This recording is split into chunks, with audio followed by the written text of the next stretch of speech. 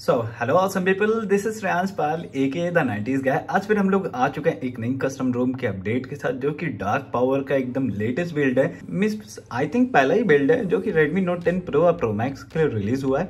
और कुछ दिन पहले मैंने Mi 11X और Poco F3 Redmi K40 के लिए भी रिव्यू डाला हुआ है अपने चैनल पे, और जिसपे मुझे परफॉर्मेंस और सारी चीज़ें बहुत ज़्यादा तगड़ी देखने को मिली थी। क्या वैसी सारी चीज़ें हम लोग को Redmi Note 10 Pro में देखने को मिलेंगी? बैटरी बैकअप, परफॉर्मेंस और भी बहुत सारी चीज़ें इस पर। और उस रोम को मैंने प्रेफर किया था एज अ डेली ड्राइवर के लिए। क्या ये मैं प्रेफर करूंगा आपको Redmi Note 10 Pro के लिए? तो वीडियो में बने रहे और इस पे हम लोग बात करेंगे। तो ज़्यादा ना टाइम वेस्ट करते चलिए शुरू करते हैं।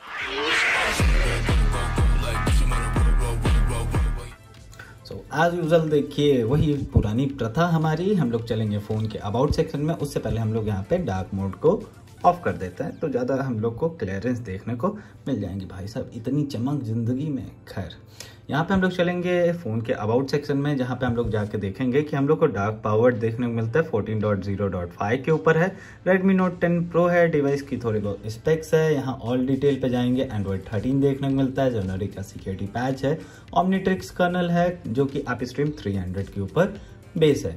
यहीं पर ही अगर हम लोग होम स्क्रीन पे आए वापस से, तो यहाँ हम लोग को जो मीन्स लॉन्चर देखने को मिल जाता है वह एक स्टॉक लॉन्चर है, जिसमें आपको किसी भी मैक्स टू मैक्स कस्टमाइजेशन देखने को नहीं मिलती है। एज लाइक SR और सारी रोम्स में हम लोग को देखने को मिलता है, STB में भी देखने को मिल जाता है। यहीं पर ही अगर हम लोग बात करें विजिट्स की, तो यहाँ विजिट्स में हम लोग को जो देखने को मिलते हैं वो एक टिपिकली जो MIUI 14 के हैं, मतलब पैड्स वाले, वही वाले केवल देखने को मिलते हैं।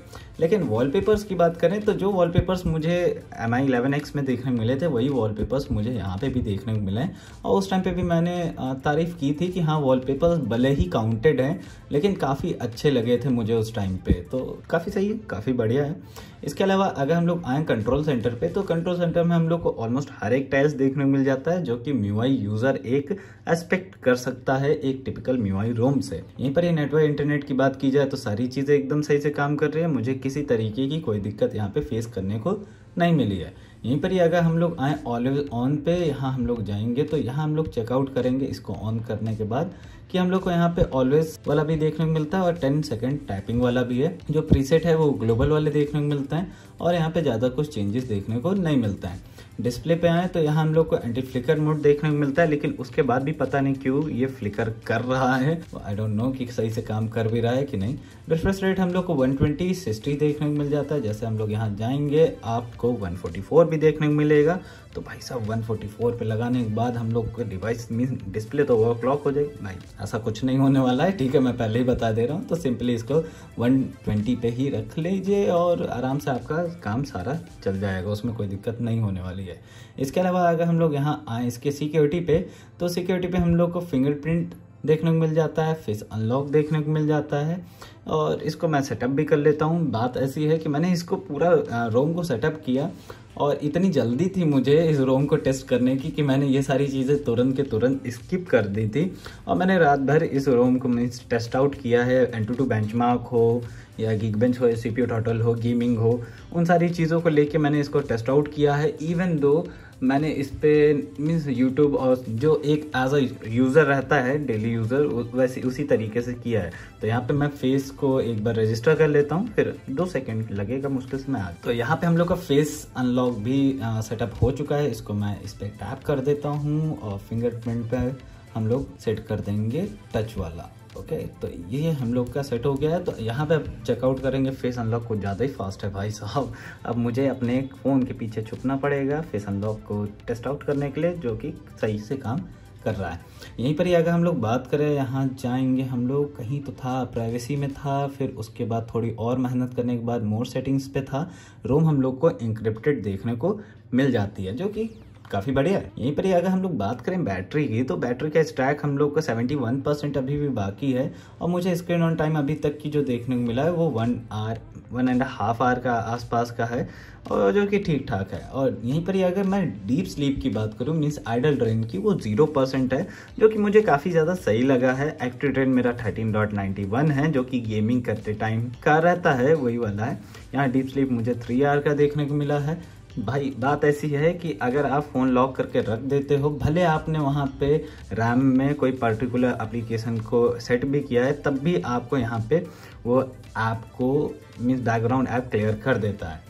खैर, इसके अलावा हम लोग आएंगे इसकी मोर सेटिंग्स पे, जो कि हम लोग को यहाँ पे एडिशनल देखने को मिल जाती हैं, जहाँ पे हम लोग को RAM extension up to 5 GB देखने को मिलता है और कोई ज़्यादा चेंजेस यहाँ पे देखने को नहीं मिलता है। होम स्क्रीन पे आए तो बात करें कैमरे की, तो हम लोग को यहाँ पे लिखा कैमरा देखने को मिल जाता है, जिसमें आपको बस सबसे पहली चीज़ ये टेस्ट आउट करने वाली है कि हम लोग को यहाँ पे 4K 60 वर्किंग है कि नहीं है, क्योंकि बहुत सारे रोम्स में ऐसा होता है कि वो क्रैश कर जाता है और मुझे लग रहा है यहाँ पे भी क्रैश कर गया है। लेकिन 4K 30 FPS तक की सही से काम करता है, और अगर आपको फिर से यूज़ करना हो तो डेटा क्लियर जैसे मैंने किया था तो वैसे ही आप कर सकते हो।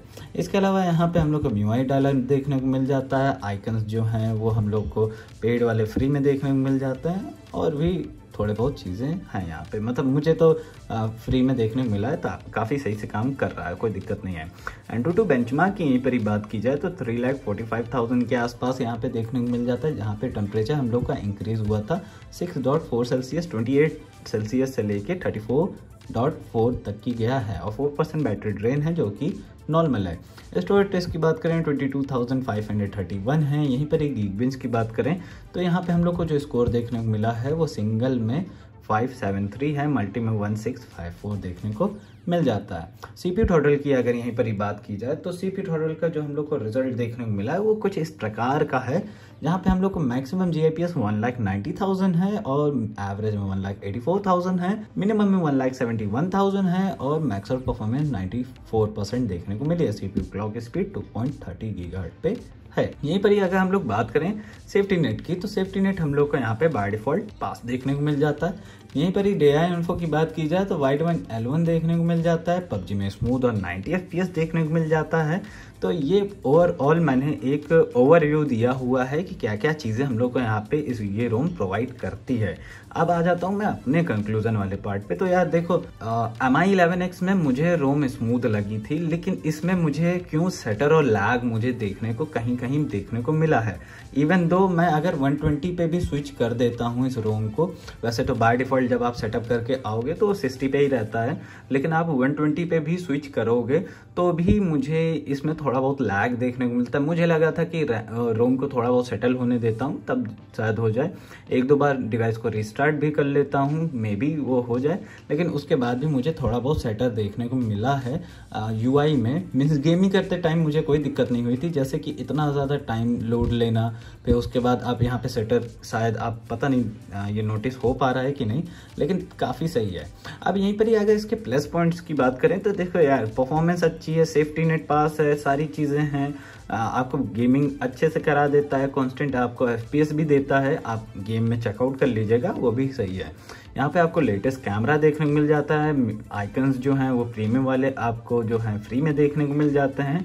PUBG में स्मूथ और 90 FPS देखने को मिलता है, लेकिन वही 60 FPS ही आप गेम प्ले करें तो वो ज़्यादा प्रेफर रहेगा आपके लिए। यहाँ पे और कोई चीज़ मुझे नहीं लगता है कि बाकी है, लेकिन मैं एज अ डेली ड्राइवर के लिए आपको प्रेफर कर भी सकता हूँ, क्योंकि मे बी रोम को शायद स्टेबल होने में या सेटल होने में थोड़ा और समय ले, जो कि शायद मैंने ना दिया हो, शायद वो स्मूथ हो जाए थोड़े समय में। लेकिन जिस तरीके से मैंने एक्सपीरियंस किया है वो मैं आपको एक्सपीरियंस शेयर कर रहा हूँ कि मुझे थोड़ा बहुत लैग और सेटल हल्का फुल्का देखने को मिला है। बाकी आप एक बार ट्राई आउट कर सकते हो खुद से। तो ये कुछ कंक्लूजन है डार्क पावर का हमारे Redmi Note 10 Pro और Pro Max के लिए, तो बाकी आपके ऊपर है। तो that's it for this video, मिलते हैं अगले वीडियो में, तब तक के लिए पीस आउट।